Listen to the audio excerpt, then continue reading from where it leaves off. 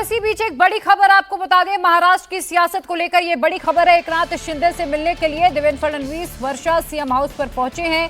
वर्षा बंगले पर फडणवीस की शिंदे से मुलाकात हो रही है। आपको बता दें कि आज शिंदे की अचानक से तबीयत बिगड़ गई थी और शिंदे को अस्पताल में भर्ती कराना पड़ा था।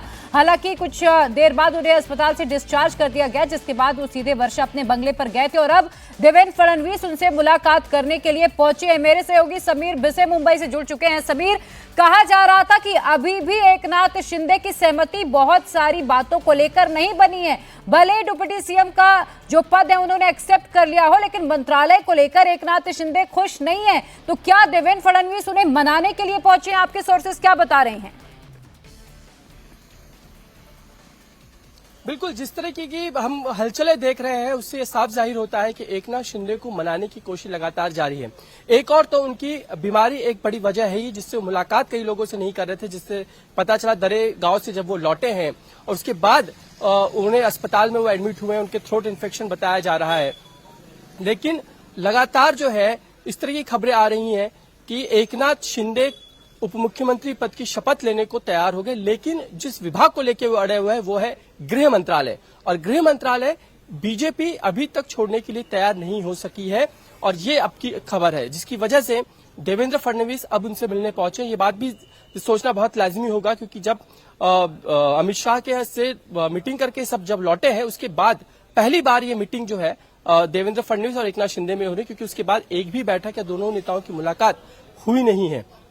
इसलिए बेहद अहम बैठक मानी जा रही है, क्योंकि कल बीजेपी के विधायक दल की मीटिंग होनी है और उसमें उनका गुट नेता चुना जा रहा है। 5 तारीख को शपथ ग्रहण समारोह का समय भी तय कर दिया गया है, लेकिन अभी तक मान मनोबल का दौर जारी है। मेरे साथ सचिन भी जुड़ चुके हैं। सचिन, ये भले ही लगातार महायुति की तरफ से कहा जा रहा हो कि सब कुछ ठीक है, ऑल इज वेल, लेकिन यहाँ पर ऐसा नजर नहीं आ रहा है कि सब कुछ ठीक है और देवेंद्र फडणवीस का वर्षा पहुंचना, शिंदे से मुलाकात करना कई बातों की तरफ इशारा कर रहा है।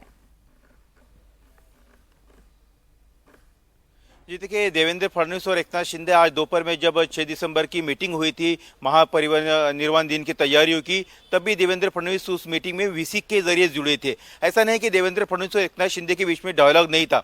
देवेंद्र फडणवीस ने कल भी एकनाथ शिंदे को फोन किया था और जब वो सातारा में थे, बीमार थे, तभी उनको फोन किया था। और कल ही गिरीश महाजन जो है उनके मैसेंजर बनकर एकनाथ शिंदे से मिले हैं, 1 घंटे तक उनसे बातचीत की है। आज भी गिरीश महाजन जो है वो एकनाथ शिंदे से मिले हैं।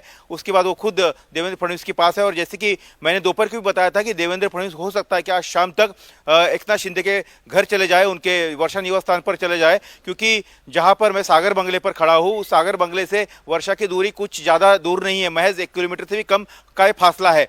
तो ऐसे में जब मुख्यमंत्री बीमार थे, उनके हालचाल, तबियत का हालचाल जानने के साथ साथ ही जो राजनीतिक एक तरह से माहौल बना हुआ है, जो शंका कुशंकाएं मन में पनप रही है, उसका निरसन करने के लिए भी देवेंद्र फडणवीस जो है एकनाथ शिंदे से मिल रहे हैं। और जैसा कि हमने कल ही बताया था कि एकनाथ शिंदे जो हमें क्लोज सूत्र बता रहे हैं कि एकनाथ शिंदे इस सरकार का हिस्सा होंगे और डिप्टी सीएम जो है इस सरकार में रहेंगे।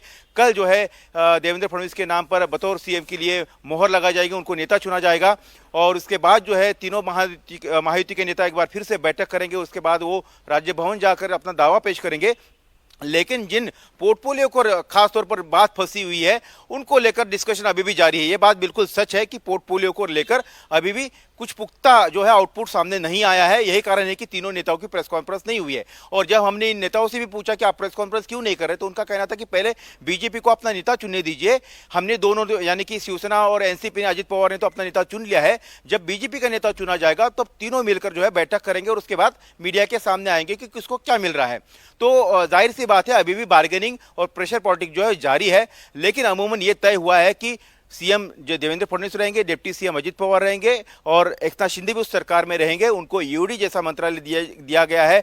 लेकिन बार्गेनिंग राजस्व विभाग को लेकर भी चल रही है, कृषि मंत्रालय को लेकर भी चल रही है, पीडब्ल्यू मंत्रालय जो भी है उन्हें ऑफर किया गया है। इसके अलावा अजित पवार का जो पार्टी है वो चाहती कि हाउसिंग डिपार्टमेंट, ग्राम्य विकास जैसा मंत्रालय उन्हें मिले और उनकी मंत्रिमंडल की संख्या भी बढ़े। तो तमाम तरह की दबाव की आखिरी जो पॉलिटिक्स है वो जस्ट शपथ ग्रहण से पहले चलती रहेगी और उसके बाद भी चलती रहेगी। लेकिन सरकार के गठन में कोई रोड़ा नजर नहीं आ रहा है। प्रिया, बिल्कुल सचिन, लेकिन देखिए हैवीवेट मिनिस्ट्रीज को लेकर तो अभी भी पेच फंसा हुआ है। भले ही अर्बन डेवलपमेंट एकनाथ शिंदे के खाते में गया हो, लेकिन क्या गृह मंत्रालय को लेकर अभी भी एकनाथ शिंदे अड़े हुए हैं या फिर इसको लेकर बात बन गई है?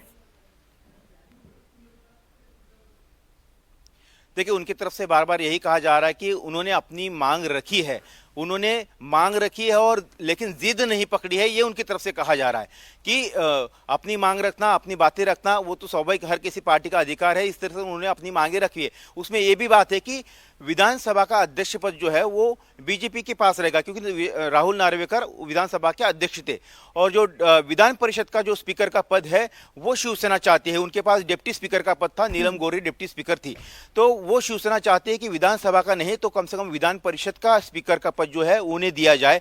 ये भी एक बात चल रही है। इसके अलावा जो मंत्रियों की संख्या है वो 12 या उससे ज्यादा हो, उससे भी उस पर भी बात चल रही है और जो हेवीवेट पोर्टफोलियो है उसको लेकर भी बात चल रही है।